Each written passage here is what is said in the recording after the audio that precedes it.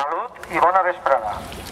A les 20 hores del divendres 23 de març, les 8 de la vesprada d'un dia com avui, Castelló va patir el primer bombardeig de la Guerra Civil, provocat pel creuer Baleares, causant la mort de 20 ciutadans i nombrosos ferits.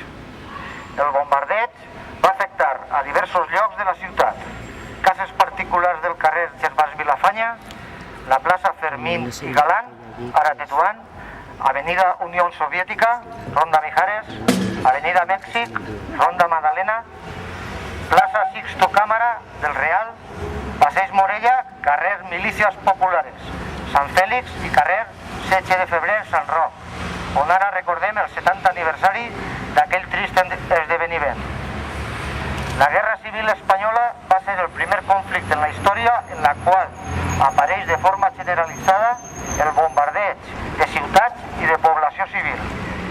Els exèrcits podien ocasionar víctimes i sembrar el terror en la rereguarda de l'enemic, un terror que després, històricament, es repeteix en totes les guerres, fins ara, a l'Iraq en ple segle XXI. I és que la població civil, els innocents, han passat a formar part dels efectes col·laterals de la barbàrie belicista, d'un segle XXI carregat de conflictes i guerres. 44 van ser els bombardejos que va sofrir la ciutat per part de l'aviació italiana, establerta en la base de Mallorca. I posteriorment, a càrrec de la Legió Còndor, aquests últims, els més cruents, ja que van provocar un gran nombre de víctimes mortals, afectant pràcticament a tota la ciutat, durant el mes d'abril del 38. Van morir al voltant de 150 persones, centenars de ferits, 629 cases destruïdes i 605 cases afectades. Tota la ciutat era objectiu dels atacs feixistes. A llocs estratègics, com la línia fèrrea, instal·lacions militars, fàbriques o dipòsits de combustible, també van ser objectius i víctimes de les bombes de forma indiscriminada la població civil. Edificis públics com l'Hospital Provincial. En resum, tot Castelló. Han passat gairebé 70 anys i poques són les restes que dignifiquen i facin record d'aquell trist episodi de la nostra història. Ni una simple placa, ni un senzill homenatge, res de res. Ara,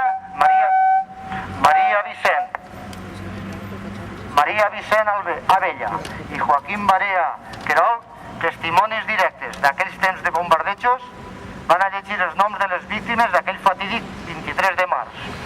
Que els seus noms es facin reflexionar per lluitar per la pau i contra tota guerra.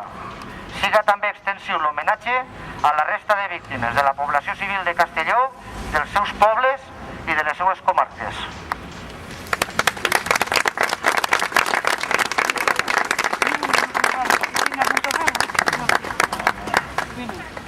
Pues estas víctimes són, primer, Remedios Gavarri, de 10 anys, Francisco Escudero Hernández, 12 anys, Juan Escudero, 40 anys, Francisco Aparici Vidal, 44 anys, Dolores Margarí Fàbregas, 40 anys, José López Rodríguez, no se sap, Jesús Escudero Hernández, 7 anys, Rosa Pellicer Sidro, no se sap, Teresa Falcó Serra, que està aquí la senyora present, germana, Francesca Ramos Falcó, neboda també, Nicolás Pascual Musero, 60 anys, Elvira Hernández Jiménez, 40 anys, Manuela Gavarri, 47 anys, Antònia Escudero Hernández, 60 anys, Jesús Jarque, 28 anys, Vicente Ferrer Alambillaga, 23 anys, José Gallén, 29 anys,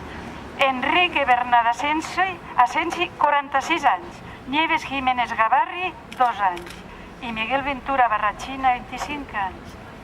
Que estiguin en la nostra memòria.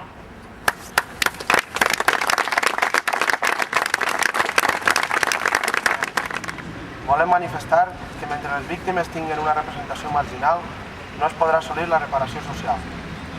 L'horror viscut i la seva intensitat va ser un fet pel conjunt de la població, però en la mida que accedim a la paraula de la víctima ocultada o negada, iniciem el camí de la seva reconciliació, perquè sense justícia no hi ha veritable pau.